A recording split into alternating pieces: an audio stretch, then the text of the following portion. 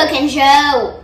All right, so today we are making a Reuben sandwich, but not any Reuben sandwich. I love Reubens. We are making a Reuben sandwich. Originates from a deli in Milwaukee, Wisconsin called Benji's Deli and Restaurant. It was the nominated top sandwich in Milwaukee 2019. And I'm going to try to replicate it for this kid here. So, let's see if we can do this. Stay with us. Woo!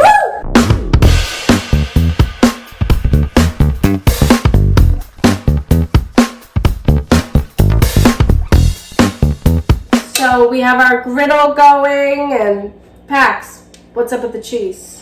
Well, I met a guy on the street when I was getting ingredients for this episode, and he said he had a cheese hat on, and I said, "Hey, where did you get that cheese hat?" And he said, "Oh, just go down the block," and then it led me to this cheese hat store. There's a bunch of different cheeses. I got the Swiss cheese hat. Well, let's not get the fabulous Swiss cheese hat dirty. Why don't you go put that down? We'll get to cooking. Okay. So, we're going to put our griddle. It is hot. It is on. It is ready to go. All right. So, we are going to start out with a marble rye today. I love the way that looks. It looks so fancy. We're going to put a little bit of butter spread on it. All right, there we go. We're going to start to melt our Swiss cheese. Hey guys, guess what? These sandwiches are going to be pretty lit. If you know what I'm saying.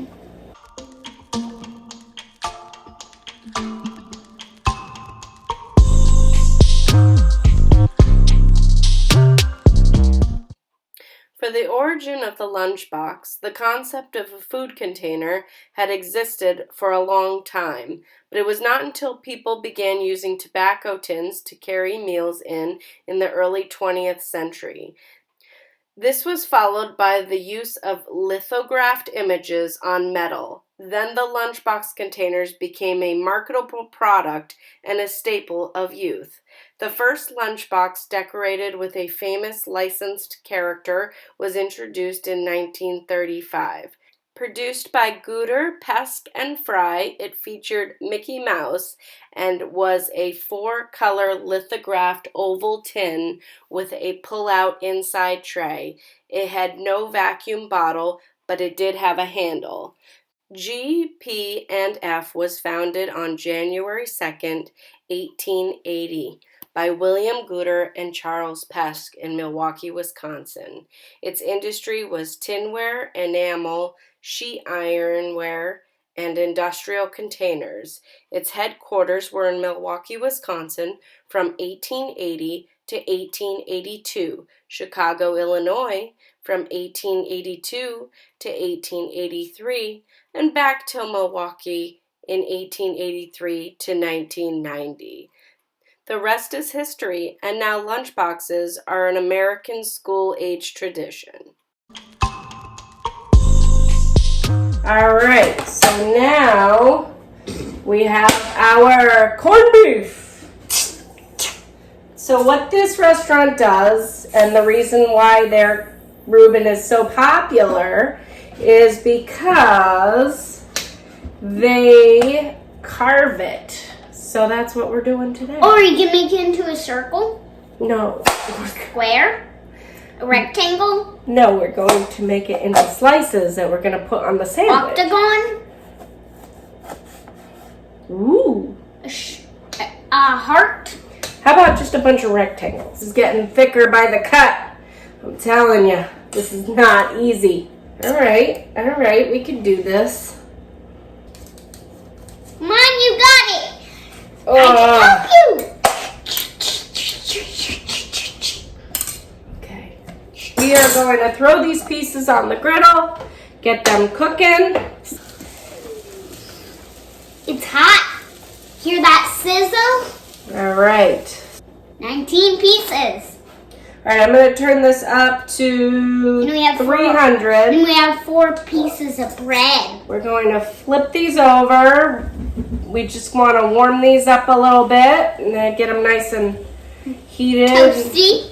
Heated and toasty. Well, the bread will get toasty because bread can be toast. And the bread has been sitting on there for a long time. Yeah, it has. I'm pretty sure that was the first bread, so he's the most cooked. So the bread is not burning yet, so I'm going to leave it on there a little bit longer. I want to get the consistency of like a grilled cheese on that. Hear that sizzle? That sizzle is actually pretty loud. I'm not surprised if you guys can hear that. It's not editing. This sizzle is actually real. So now we've added our sauerkraut to the tray. All right, we hear our meat sizzling over here. So let's flip it again. Okay. So this would be good on the grill if we grilled this. No, you can't grill sauerkraut. It would fall right through the cracks. No, I mean grill that. Oh. That would be yummy, actually. So we're going to try to flip the sauerkraut here. Make sure that gets cooked evenly. Woo!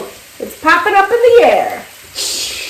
All right, so sauerkraut in the air. We have our plate here. What's that smoke? Ooh.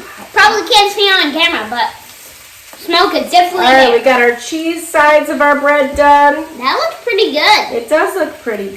Doesn't it? Now we're going to add our meat. So be careful. There we go. Now that I think about it, I'm pretty sure I burned myself on this thing right here. Yeah, that is true.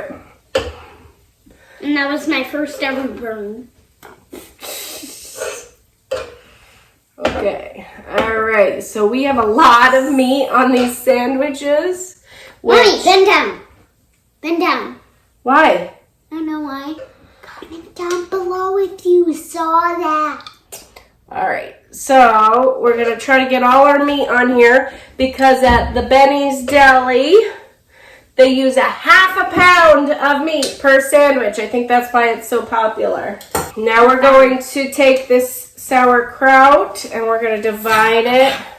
It's super sour. Between our 2 sandwiches here. It's super sour.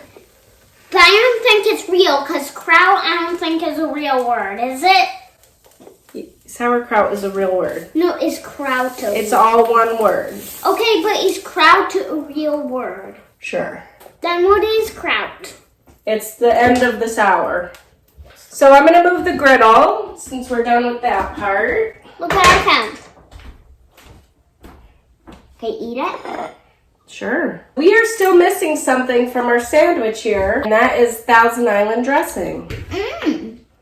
I'm going to put this on the sandwich. Okay. And you guys are going to go see a magic kitchen.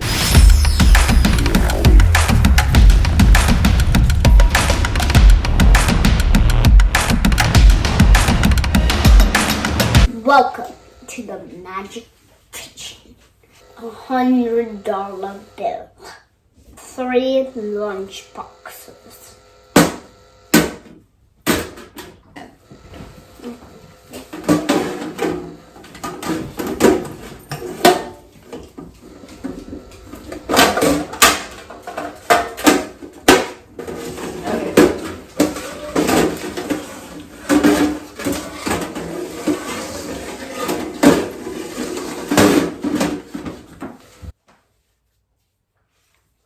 Abracadabra, alakazam!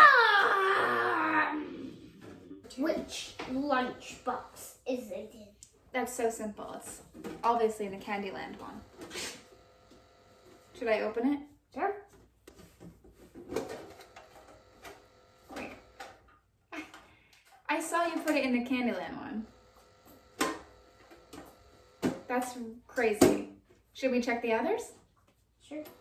Maybe you're a real magician. Maybe I forgot. Maybe it was in the Curious George. No. Well, just for the kids. Let's try this one. What? Paxton.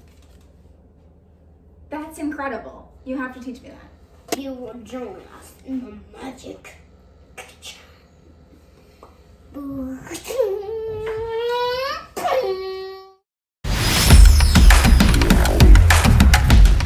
All right, folks, here we go. We have our final product here. I'm begging to have a pickle right now. Well, you have to be the judge of the sandwich right And then now. I can eat the pickle. And then you can eat the pickle. Here's our look. Paxton, what do you think of our look? The look. The look is good. Okay. I would give the look a winner poo-poo platter.